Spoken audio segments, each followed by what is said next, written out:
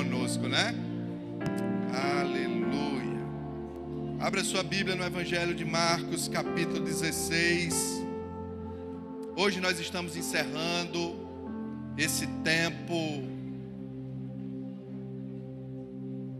mais de 2 meses que a gente estava meditando aqui no livro de Marcos.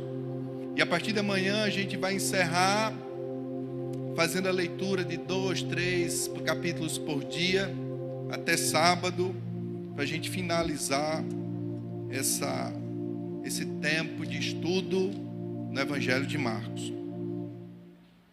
E no próximo domingo, dia 1º de agosto, nós iremos iniciar uma nova série na carta de Tiago. Você já leu a carta de Tiago? Algumas pessoas, né? E a gente vai estar meditando nessa carta de Tiago. A gente vai estar falando sobre vivendo o que se prega. Vivendo o que se prega. A palavra de Deus não é algo apenas para a gente ter um conhecimento filosófico. Não é apenas para a gente ter algum conhecimento histórico. Não é apenas para ter um conhecimento de doutrina. A fé sem obras é morta. Você professar algo que você crê e você não viver aquilo, você está vivendo uma mentira. Você está sendo hipócrita. Você está dando mau testemunho acerca do reino de Deus. Então precisamos viver aquilo que a gente prega. A gente estuda a palavra, crê na palavra, prega a palavra e vive a palavra. É desafiador, às vezes a gente é confrontado, às vezes tem puxão de orelha, né? Tem corretivo, tem exortação, mas o pai corrige ao filho que ama. Filho que não é corrigido é porque não é filho, é bastardo. Se amamos os nossos filhos, nós corrigimos. O pai que não corrige o seu filho vai passar vergonha. Está escrito lá em Provérbios. E nós somos filhos e filhas de Deus, e o Senhor nos ensina, chama a nossa atenção, nos corrige. Ei, se prepare, viu? Porque a partir do próximo domingo vai ter aí umas palavras que vai ser pesado o negócio. Mas vocês já estão prontos para comer comida pesada. Vocês não são mais bebês espirituais, né? Os bebezinhos espirituais estão vindo na sexta-feira aí para recomeçar. Os bebezinhos estão vindo aí no sábado à tarde para o Tetelestai. Quem vem para o culto de doutrina já está com os sentidos aí. Quem vem para... né? Eita, meu Deus. Estão prontos? Eu dirigi uma igreja que, quando chegava no culto de doutrina, e vinha aquelas palavras pesadas, aí a irmãzinha dizia assim: bate mais, papai. Bate, papai. Meu Deus. Marcos capítulo 16. Se você não assistiu a palavra de quinta-feira passada, assista, né? A gente vai fazer a sequência dela. A gente viu quinta-feira passada que Jesus morreu que dia de semana? Numa sexta-feira, às 9 horas da manhã, ele foi levado para o Gólgota e pendurado no madeiro. Às 9 da manhã, ele foi pendurado na cruz. Ao meio-dia, houve um eclipse, né? O sol escureceu, a terra tremeu, algo poderoso estava para acontecer. Às 3 da tarde, 6 horas depois que Jesus estava na cruz, ele deu um brado e o seu último expiro. Esse brado de Jesus não foi o brado da derrota. Ao contrário, foi o brado da vitória. Quem fez o TQD, quem está fazendo a leitura, quem assistiu o culto de quinta-feira, sabe que brado foi esse. Qual foi o brado que ele deu lá no final? Tetelestai. Às 3 da tarde da sexta-feira, como suas últimas palavras, ele disse: Tetelestai. Que significa está consumado, está feito, pronto, missão cumprida. Aleluia. E logo após ter dado esse brado, tetelestai, aí a Bíblia diz que ele entregou o seu espírito a Deus e expirou. A morte não teve poder sobre Jesus para matá-lo. Ninguém tinha esse poder. Ele voluntariamente, Cristo voluntariamente entregou o seu espírito ao Pai, depois de ter cumprido a missão. Deixa eu abrir um parênteses aqui. Deus te deu uma missão, Deus deu um propósito para a sua vida. Não desista, não abandone, vá até o final. Quando chegar no final, aí você diz: pronto, Pai, cumpri, está consumado, está feito. Jesus foi fiel até o final. Isso era uma sexta-feira, ele fez isso às 3 da tarde. O pôr do sol estava para chegar por volta das 5h30, 6 horas, e entraria o sábado. E os judeus não trabalham no sábado, tem leis que regulam o dia do descanso. Então havia pouco menos de 3 horas para que o corpo de Jesus fosse retirado da cruz e sepultado. Então Deus usa um dos membros do Sinédrio, chamado José de Arimateia, que, vendo que Jesus morrera, vai até a governadoria em Jerusalém, na Jerusalém antiga, falar com o governador Pilatos para pedir a autorização de Pilatos para retirar o corpo de Jesus e sepultá-lo antes do pôr do sol. Ele tinha menos de 3 horas para fazer isso. Então ele vai até a presença do governador e relata, e Pilatos fica admirado, porque normalmente os prisioneiros, os condenados, eles demoravam muito mais tempo. Então ele se admira que Jesus já tenha morrido em tão pouco tempo, 6 horas. E certifica-se com um centurião: é isso mesmo? Ele já morreu? Sim, ele já morreu. Então ele dá a autorização a José de Arimateia para ir voltar ao Gólgota, a um monte caveira, para recolher o corpo de Jesus e sepultá-lo. Antes de voltar para o Gólgota, José de Arimateia pede alguém para comprar um lençol novo de linho e vai até a cruz, retira o corpo de Jesus e leva para o sepulcro. É interessante notar, e a gente falou isso quinta-feira, está aqui nos primeiros versículos do capítulo 16, final do 15, início do 16, que apesar de muitos discípulos terem deixado Jesus nesse momento da sua prisão, da sua condenação, da sua condução ao Gólgota, muitos discípulos se dispersaram, e Jesus já tinha dito que isso aconteceria. Porém, a Bíblia registra que algumas discípulas não abandonaram Jesus. Elas estiveram com Jesus o tempo todo, seguindo, distante, seguramente sofrendo com ele. Entre essas mulheres havia uma discípula chamada Maria Madalena. Essa Maria Madalena, gente, que mulher incrível! Porque ela vai com Jesus até a cruz. Jesus morre e ela continua lá. Porque normalmente, quando há um desfecho de uma história, os primeiros curiosos vão embora, não é assim? É ou não é? Pronto, acabou, morreu. Enquanto está ali a luta, enquanto está ali a guerra, fica alguém olhando: rapaz, o que vai acontecer? Será que vai acontecer? Vai vencer? O mocinho ganha, o mocinho perde, né? Mas quando morre, acabou, vamos embora, né? É igual o torcedor fanático de futebol, né? Quando o time dele está perdendo 1-0, 2-0, falta 3 minutos para terminar, vamos embora, acabou. Mas Maria Madalena não foi embora quando Jesus morreu, ela continuou lá. Ela, a outra Maria, a mãe de Jesus. E algum tempo depois, quem chega? José de Arimateia.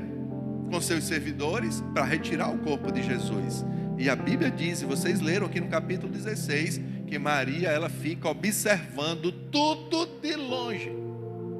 Tudo de longe. E elas verem retirar o corpo de Jesus da cruz. E ver que eles estão conduzindo para um outro lugar. É um sepulcro relativamente perto.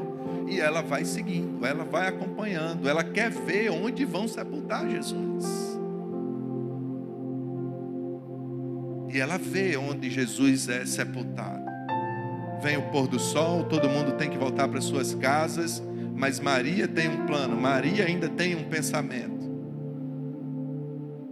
Quando vira a sexta para o sábado e chega no pôr do sol do sábado, e portanto os judeus agora estão livres para voltar às suas rotinas normais, qual é a primeira coisa que Maria faz antes que escureça de vez? Ela vai comprar especiarias, porque ela tem algo que precisa fazer. Ela quer ir no sepulcro para ungir o corpo de Jesus.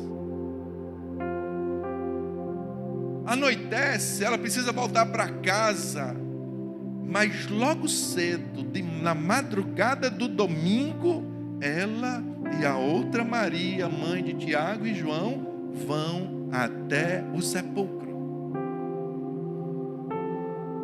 No texto bíblico há o relato de que elas, inclusive no caminho, vão discutindo e preocupadas, porque elas viram na sexta-feira que naquela rocha foi rolada uma pedra muito grande, fechando o sepulcro. E elas vão assim: mulher, quem vai tirar a pedra, né? Quem vai afastar a pedra? A gente está aqui com a especiaria, mas como a gente vai fazer? Mas elas não desistiram de ir, porque tinha uma grande pedra no meio do caminho. Eu me admiro muito com essa Maria. Eu me admiro muito com essa Maria. O amor dela por Jesus é algo tremendo, grandioso, inexplicável. Inexplicável até que a gente estude a Bíblia e perceba direitinho o que está acontecendo. Maria Madalena, ou Maria de Magdala, Magdala era o lugar onde ela morava, por isso que ela é conhecida como Maria de Magdala, ou Maria Madalena. Ela ama tanto Jesus assim, porque ela sabe de onde veio. Nem sempre Maria de Magdala foi uma discípula, nem sempre ela foi uma adoradora de Jesus, nem sempre ela foi uma serva do Senhor. Antes de ter um encontro com Jesus, ela era uma escrava do diabo. Era uma mulher perdida, era uma mulher atormentada, cheia de fantasmas, cheia de medos, cheia de traumas. Deixa eu lhe dizer, cheia de demônios. A Bíblia diz que Maria Madalena é aquela Maria que Jesus expulsou 7 demônios da vida dela. Essa mulher é uma mulher oprimida, atormentada, possuída por demônios. Mas quando ela tem um encontro com Jesus, Jesus muda a vida dela, transforma a vida dela. Então, por gratidão a Deus, por reconhecer o tão grande feito de Jesus na sua vida, ela passa a servir a Jesus. A Bíblia diz aqui nesse texto do capítulo 16 que Maria Madalena e outras mulheres eram mulheres discípulas de Jesus que serviam a Jesus. Toda pessoa que entende que foi liberto do poder do pecado, do poder de Satanás, através de Jesus Cristo, ela tem prazer em servir a Jesus. Mas essa Maria Madalena, ela vai mais além. Porque a maioria dos discípulos, inclusive os apóstolos, depois da morte de Jesus, ficam tristes, ficam deprimidos, ficam pesarosos, chorosos. Normal, toda pessoa que perde seu ente querido vive um luto, chora, fica triste. Mas Maria Madalena, apesar de sua tristeza, ela continuou servindo Jesus. Meu irmão, pense comigo, volte um pouquinho a fita e se coloque no lugar de Maria. Maria é uma mulher que serve a um Jesus vivo. Até aí tudo bem. Faz sentido servir a Jesus. Mas qual é o sentido de servir a um Jesus morto? Porque o que ela está fazendo aí servir a um Jesus morto. Ela viu Jesus dar o brado e expirar. Ela viu o corpo de Jesus ser tirado da cruz. Ela viu o corpo de Jesus ser colocado numa sepultura. E mesmo assim, ela ainda tem um desejo de prestar, nem que seja um último ato de devoção. Ela corre todos os perigos para comprar as especiarias e no domingo de madrugada cedo ir até o sepulcro. Ela sabe que vai ter que rolar uma pedra muito grande, não sabe como vai fazer isso, mas ela está determinada a entrar no sepulcro e ungir o corpo de Jesus e fazer uma preparação ali.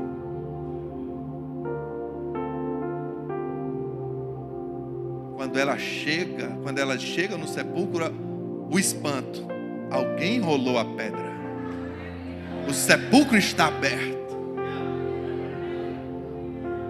E quando elas entram, e possivelmente elas correm e entram no sepulcro, elas dão de cara com um rapaz, com um moço, um jovem, certamente bonito, de vestes brancas resplandecentes. E o jovem já sabe o que elas estão procurando. E ele diz assim: chegue, entre. Vocês estão procurando a Jesus. Mas por que vocês estão procurando Jesus dentro de um sepulcro? Por que vocês estão procurando Jesus no meio dos mortos? O Jesus que você procura, ele não está aqui porque ressuscitou. Aleluia. Agora volte lá onde estão os seus irmãos reunidos e avise para eles que Jesus ressuscitou. E diga mais, diga aos discípulos, diga também a Pedro, que ele foi para Galileia. Ele já saiu, já arrumou as coisas, já subiu para Galileia e ele espera encontrar vocês lá.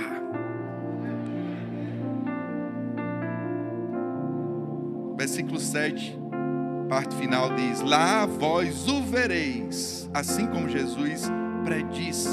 Olha o versículo 8. Apavoradas e trêmulas, as mulheres saíram e fugiram do sepulcro. E não informaram a ninguém, pois estavam assombradas e com medo. Quando a gente começou a estudar o livro de Marcos, eu disse a vocês: todas as vezes que vocês encontrarem um versículo falando de medo, falando de gente assombrado, falando de gente nervoso, gente chorando, gente apavorado, marque. E em geral, essas passagens que aparecem no livro de Marcos são discípulos. Repeti várias vezes aqui ao longo desses meses que o livro de Marcos revela de forma muito contundente a fraqueza e a fragilidade dos discípulos. Nós não somos super-heróis. Nós não somos super-crentes. Às vezes o medo bate na porta do nosso coração. Às vezes a dor bate na nossa casa.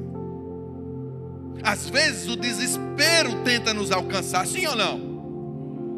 Você que respondeu sim, você está dentro da normalidade. O livro de Marcos revela que todos os discípulos passaram por isso em alguma hora.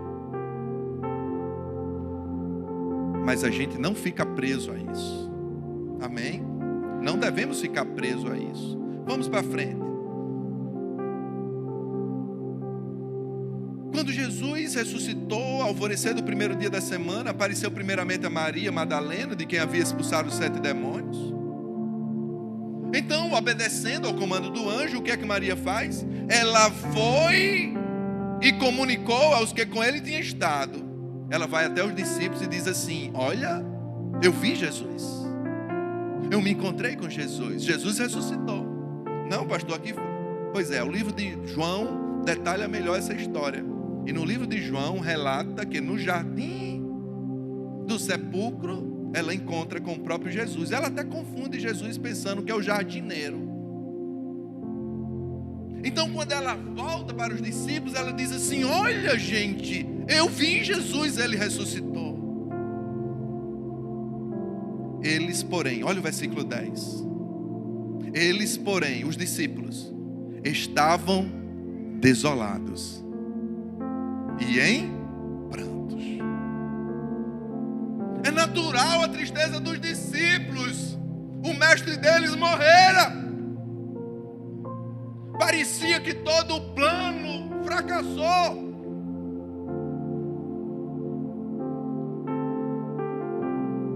Quando receberam a notícia de que Jesus estava vivo, versículo 11, e fora visto por ela, não conseguiram acreditar. Às vezes nós também somos assim. Recebemos uma promessa de Deus. Às vezes alguém chega para a gente e diz: olha, isso assim, assim, assim. E é tão bom que não pode ser verdade, né? Não pode ser, é bom demais para ser verdade. Você já passou por isso? Os discípulos não acreditam, eles não conseguem acreditar. Eu acho interessante essa expressão bíblica. Eles não conseguiram acreditar. É como assim: cara, eu estou tentando crer, eu quero me encher de esperança, mas eu não acredito que possa ser feliz de novo. Eu não acredito que possa ser alegre de novo. Eu não acredito que posso voltar a ser aquela pessoa que já fui um dia. Eu não acredito que posso me tornar alguém melhor do que já fui um dia.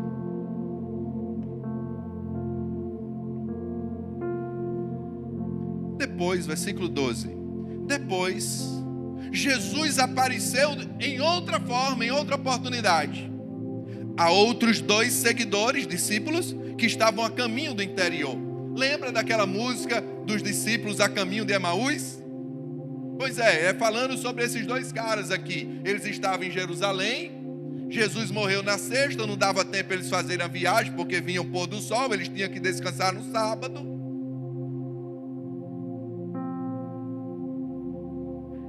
E no domingo eles arrumam suas coisas e vão seguir viagem para Emaús. Não é essa Emaús daqui de Paramirim não, viu pessoal? Essa é Emaús aqui lá de Jerusalém, lá em Israel. É só para você não se confundir. E eles estão indo para Emaús. Eles estão saindo de Jerusalém e indo para Emaús. Os 2 conversando. Rapaz, que coisa triste, né? Certamente chorosos, pesarosos. Aí Jesus aparece para eles. Eles não reconhecem Jesus. Eles estão tão tristes. Eles estão tão tristes de um jeito que eles não percebem que Jesus está do lado deles. Aí Jesus apressa o passo, emparelha com eles e diz assim: vocês estão conversando sobre o quê? Meu Deus. Aí os 2 dizem assim: você é de onde? Você é de onde que não está sabendo o que aconteceu? Você é a única pessoa que não está sabendo. Não, o que é? Vocês estão pensando? A gente está falando sobre Jesus, aquele que era a nossa esperança, aquele que era o ungido, aquele que era o Cristo, o Messias. Nós estávamos. E o que foi que aconteceu? Ele morreu. Ele morreu, Jesus. Ele morreu, foi. Você é o único que não está sabendo. E quando foi que ele morreu? Sexta-feira. Já era domingo e eles continuavam vivendo com a notícia da sexta-feira. Jesus já tinha ressuscitado e eles ainda continuavam com o conceito da morte. Deixa eu lhe dizer uma coisa: há muitas sextas-feiras em nossas vidas, mas há os domingos da ressurreição. Tem uns dias da morte, mas tem uns dias da vida. E o Senhor não nos chamou para vivermos presos na dor, na morte, na falta de esperança, no medo. O Senhor tem algo novo para você.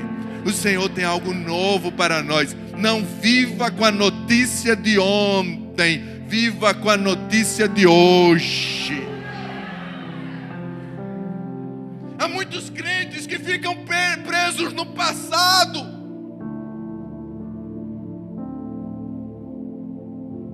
Sabe, irmãos, eu carrego o nome do meu avô. Eu sou Edson Neto, naturalmente, meu avô, né, Edson Moreira Silva, foi um grande homem de Deus no passado. Evangelizou boa parte desse estado, até na Paraíba. Ele era conhecido como pastor da Kombi, da congregação ambulante. Ele enchia a Kombi de crente e saía evangelizando. Eu já tive a oportunidade de viajar para algumas cidades e na maioria das vezes, quando eu chegava em algum lugar, veio de quando chegava um crente assim mais velhinho perto de mim, assim: esse é o nome aí, meu filho, esse é o nome aí, é o quê? Você é alguma coisa daquele Edson Moreira? Mas eu sou o neto dele. Aí ele vinha contar as histórias. Porque em 1900 e lá vai fumaça, seu avô teve aqui. Era uma época de seca tão grande, a gente não tinha nada para comer. E de repente ele chegava trazendo uma cesta básica, ele trazendo alimento. Eu fui visitar um irmão, um pastor veterano lá na cidade de Brejinho. Quando cheguei lá, que ele me viu e a gente se identificou, ele me abraça, me cheira, começa a chorar. E eu sem entender nada, né? Mas, rapaz, eu sou um cara muito top, né, meu irmão? Eu mal cheguei aqui, o cara tá me abraçando, ele já tá, né? Aí, assim, rapaz, olha, é que agora eu tô me lembrando, eu era um pastor jovem, fui enviado para cá, foi o meu primeiro campo, a minha esposa engravidou, e era uma pobreza tão grande nesse lugar. Meu irmão, acaba viajar para Brejinho hoje é rapidinho, mas há 70 anos, há 80 anos atrás, isso era uma vida para chegar lá. E quando o seu avô viu a minha mulher grávida, já prestes a ganhar neném, aí ele viu a situação que ele estava passando, aí disse assim: fique tranquilo, fique tranquilo. Aí o vovô fez a visita lá, né? E quando chegou em Natal, providenciou uma bicicleta e um enxoval para a esposa daquele pastor e mandou deixar lá. Aí ele estava me abraçando por causa disso. Eu acho que ele nunca teve a oportunidade de agradecer vovô, abraçar vovô, beijar vovô e pronto, viu o neto e pronto, vou pagar. Deixa eu dizer uma coisa, isso é uma história incrível, linda, maravilhosa, mas é o testemunho do meu avô, que enfrentou lutas e teve vitórias e fez a parte dele. Agora é a minha vez de viver a minha história. Eu não posso viver dos feitos do passado. Quem vive de passado é museu. Você que é crente, quando você começar a dizer assim: não, mas você fez o TQD hoje? Não, mas também esse livro de Marcos eu já li 3 vezes, 5 vezes. Pronto, você está virando museu. Não, tu vem para o culto de doutrina? Não, não vou para o culto de doutrina. Não, mas o pastor ali vai pregar. Não, mas aquilo que ele já foi eu já sei. Está virando museu, hein? A gente não vive do passado. A gente olha para o passado, a gente se alegra, a gente vibra por causa dos nossos pais, do legado que eles deixaram, mas acima de tudo, nós vivemos por causa do propósito glorioso que tem diante de nós. Por causa das promessas, dos sonhos que Deus fez para a nossa geração. Se alegre com o passado, se você tem razão para se alegrar do passado, mas acima de tudo, cultive no presente uma vida de devoção a Deus. Não, mas Jesus morreu, ele morreu, mas ele continua sendo meu Jesus. Eu vou lá no sepulcro de ele. Oh, discípula, para dar um exemplo arretado, viu? Você é louca, mulher, como é que você vai lá correndo risco de vida? Não, mas eu vou. Porque é assim mesmo, irmão. Todo discípulo cheio de Deus, ele vai ser incompreendido até pelos seus irmãos. Mas Maria vai lá. E ela é a primeira que vê a ressurreição de Jesus. E quando chega para contar para os demais discípulos, eles não acreditam.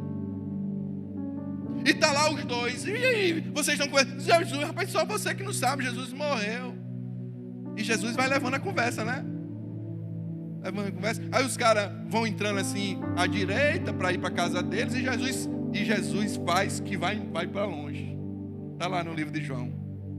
Eles estão para entrar em Emaús e Jesus está fazendo de conta que vai seguir adiante. Aí os discípulos, como pessoas hospitaleiras que eram, aí diz assim: ei, viajante, peregrino, já está tarde. É perigoso viajar de noite. Vem para nossa casa. Venha cear com a gente.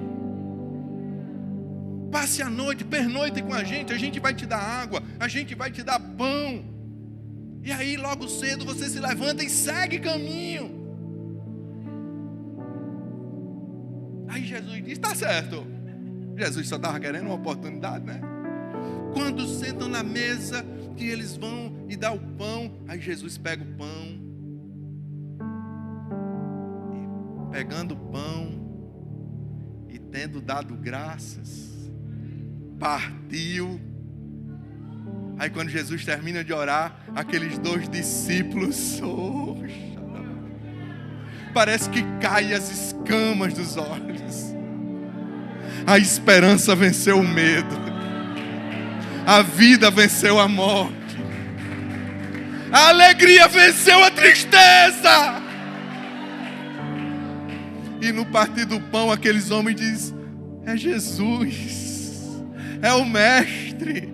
As mulheres têm razão, Ele ressuscitou. Versículo 13. Então eles retornaram para onde? Para Jerusalém. Eles retornaram para Jerusalém e informaram tudo isso aos demais. Aqueles que as mulheres já tinham contado que Jesus, quando as mulheres contaram que Jesus tinha ressuscitado, eles creram? Não. Aí Jesus aparece para esses 2, aí esses 2 voltam, aí eles contam para os demais. Parte B do versículo 13. Contudo, também no depoimento deles, não creram. Se eu fosse Jesus, eu já saía distribuindo cocorote para todo mundo, chutando o pau da barraca, rapaz, investir nos caras errados. Investir nas pessoas erradas. É o que Jesus faz? Não.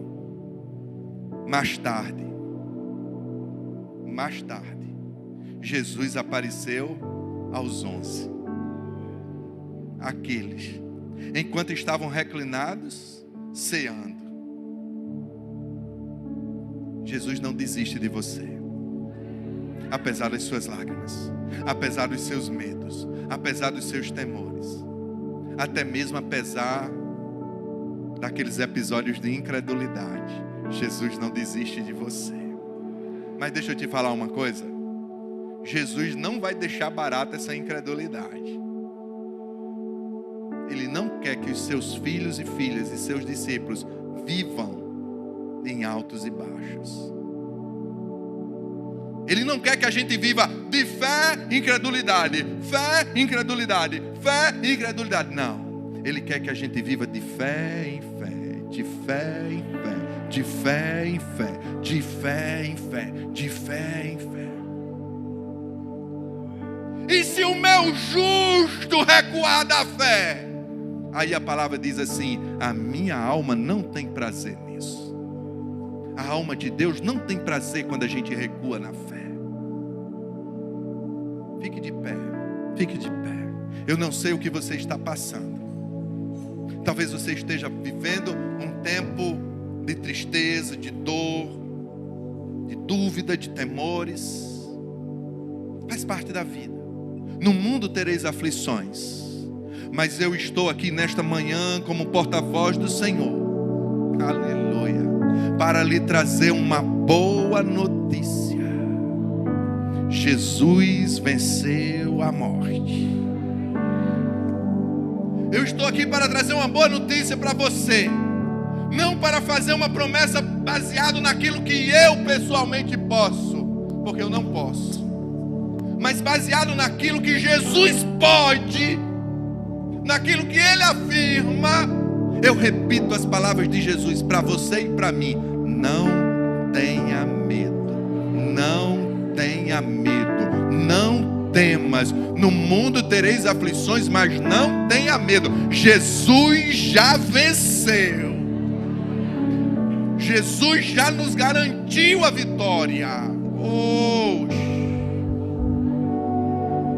Parte B do versículo 14.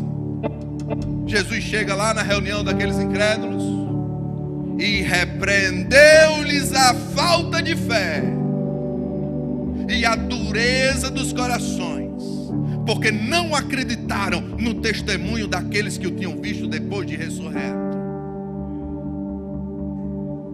É por isso que Jesus levanta a igreja na terra, para ser testemunha de um Cristo ressuscitado. A nossa esperança não são os governos humanos, não estão nos políticos, nos deputados, nos juízes, nos governadores. A nossa esperança está em Jesus.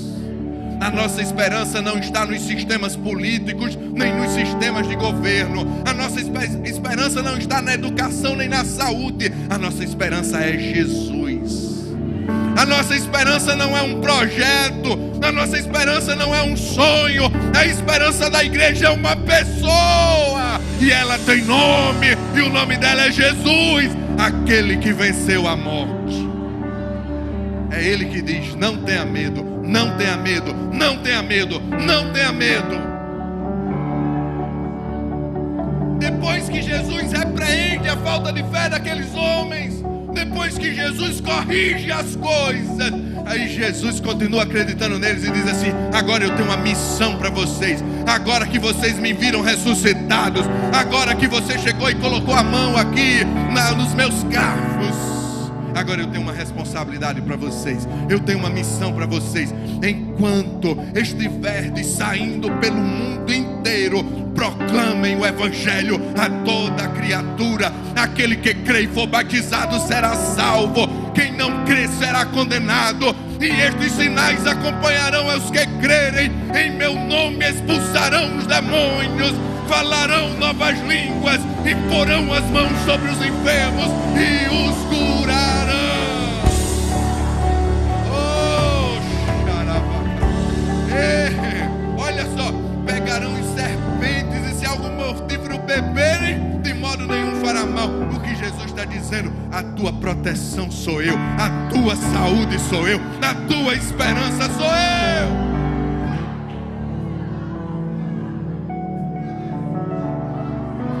Levante suas mãos para os céus e adorem aquele que ressuscitou vitorioso.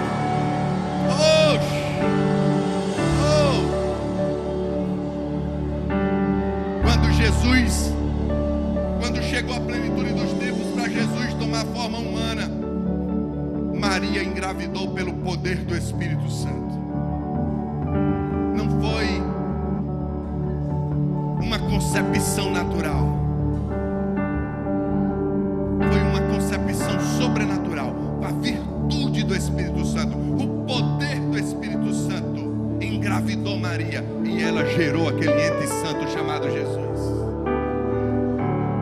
Aos 30 anos de idade, quando chegou a data, o tempo certo de Jesus iniciar o seu ministério, logo após ser batizado no Jordão, ele foi ungido no poder do Espírito Santo, na virtude do Espírito Santo, que desceu sobre ele na forma corpórea de uma pomba.